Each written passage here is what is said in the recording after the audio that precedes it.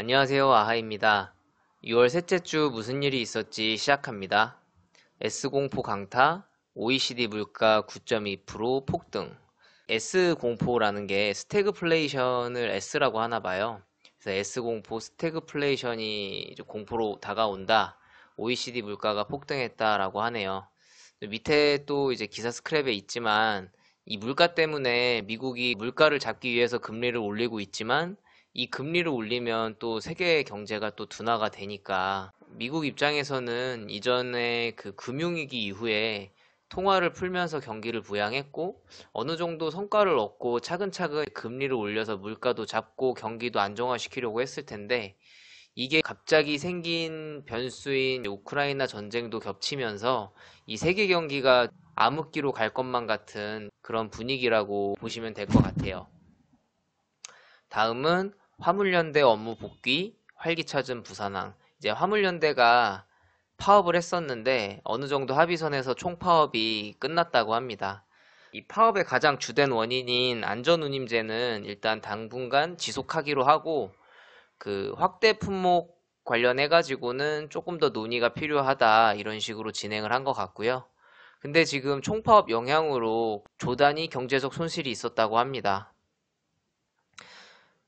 사실 실질적으로 이 안전운임제 같은 경우에 정부가 바뀌기 전에 종료될 것인지 아니면 더 나아갈 것인지를 좀 결정을 했더라면 더 좋았을 텐데 이 새 정부 출범 이후에 하는 합의라서 이 새 정부가 진상 파악할 시간이 부족했을 것으로 보여지고 경제적으로 손실이 너무 커지기 때문에 서둘러 합의했을 수도 있겠다라는 생각도 들고요. 이 대상 품목이나 운임료 같은 경우에는 이제 화주 측이나 화물연대 잘 논의가 돼가지고 서로 납득할 수 있을 만한 결과로 논의가 잘 진행됐으면 좋겠네요. 다음은 주담대 너마저 연 8% 금리 닥친다. 국내 채권 시장 금융채 5년물이 10년 만에 최고가 됐다라고 하는데요. 이 금융채라는 게 뭐냐면 금융기관에서 여러 채권을 발행하는데 그중 하나로 알고 계시면 될 것 같고요. 이 채권으로 장기 자금을 운용을 하는데 이 금융채 5년물은 말 그대로 5년짜리 자금 운용을 위해서 만들어진 채권이라고 보시면 돼요. 그래서 은행에서는 이 주택담보대출을 뽑을 때 이 채권을 기준금리로 정해놓고 은행의 수익 부분인 가산금리를 합쳐서 최종 대출금리를 산정을 하는데 요새 이 담보대출은 대부분 6개월 변동이나 아니면 5년 변동으로 선택을 할 수가 있어요. 예, 그중 5년 변동 상품은 이런 식으로 흘러간다. 이렇게 보시면 될 것 같고요.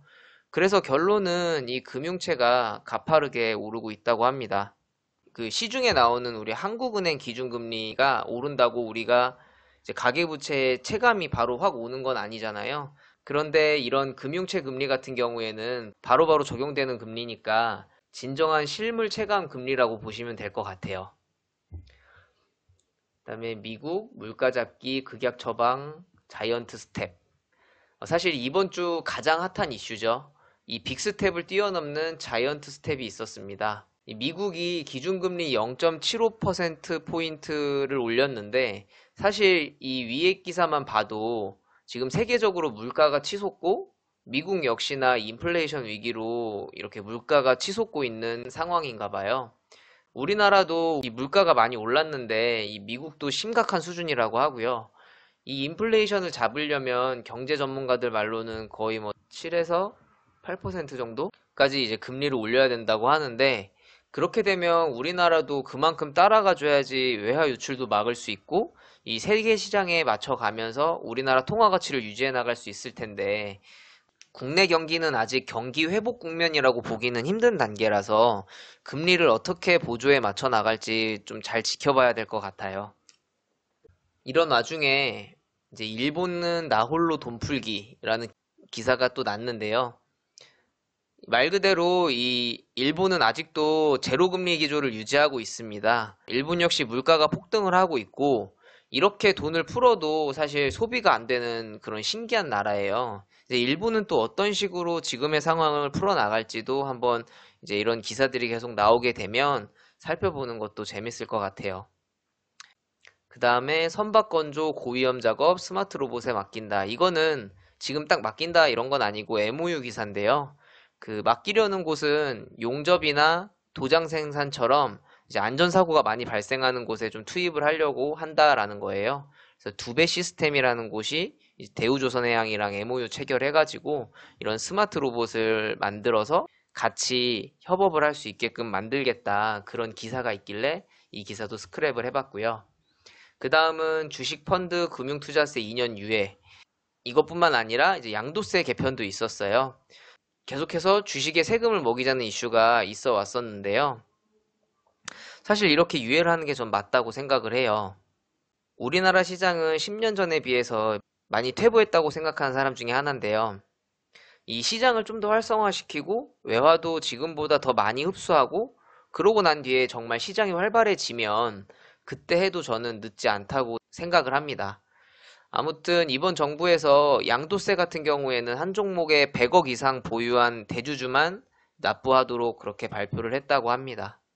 그 다음 원전 온실가스 감축 핵심 축으로, 이 기사 같은 경우에는 정부가 다시 한번 원전을 우리나라 핵심 에너지로 활용하겠다는 의지를 드러낸 그런 기사라고 보시면 될 것 같습니다. 마지막으로 한전 적자, 놔두면 미래 세대에 더 큰 부담, 당정 4달 전기료 인상 군불대기. 그러니까 이거는 이제 한전 적자 때문에 전기료를 인상을 해야 된다라는 이슈적인 기사라고 보시면 될 것 같은데, 이 부분도 참 빨리 해결돼야 될 문제라고 생각해요. 그 한국전력 입장에서 이 전기료 인상이 참 불가피한 상황이 돼버렸는데, 적자 금액 같은 경우에는 인터넷에 찾아보시면 아주 자세하게 많이 나오고 있고요. 이 부분은 정치적인 논란이 정말 많은 부분이라서 아쉬운 점만 제가 짧게 이야기를 드리자면, 이 지표로만 봐도 가격 대비 매우 경제적 에너지원인 이 원자력 발전을 미리 우리나라 핵심 에너지로 활용을 하고 증설했다면 하는 답답함이 있습니다. 결국에는 원유 가격, 석탄 가격이 폭등을 해버리는 바람에 비싸게 에너지를 사서 우리 국민들한테 싸게 공급을 했고, 그걸로 인해서 적자가 발생을 했고, 세계적으로 원자력을 매우 경제적이고 환경에도 좋은 에너지원으로 보고 있었는데, 우리나라는 이 에너지를 더 발전시킬 수 있었음에도 원자력 쪽의 개발이랑 투자는 전혀 안 했고, 시대 흐름에 역행하는 석탄 개발 투자를 많이 했고, 그걸로 인해서 손실도 많이 일어났다고 해요. 이런 답답한 행보가 지금의 결과로 이 한전 누적 적자가 심각한 수준이 돼버렸다는 것은 부정할 수 없는 사실이 아닐까 싶습니다. 이 문제에 관련해서는 기후솔루션 사이트에 한전 적자 원인에 대한 분석 보고서가 있으니까 그거 보시고선 참고하시면 될 것 같습니다. 결국에는 소비자들이 이 적자에 관련된 비용을 전기료 인상으로 부담을 해야 될 문제가 돼버린 이 한국전력 적자에 관련된 기사였습니다. 이것으로 2022년 6월 셋째 주 무슨 일이 있었지 마치도록 하겠습니다. 시청해주셔서 감사합니다.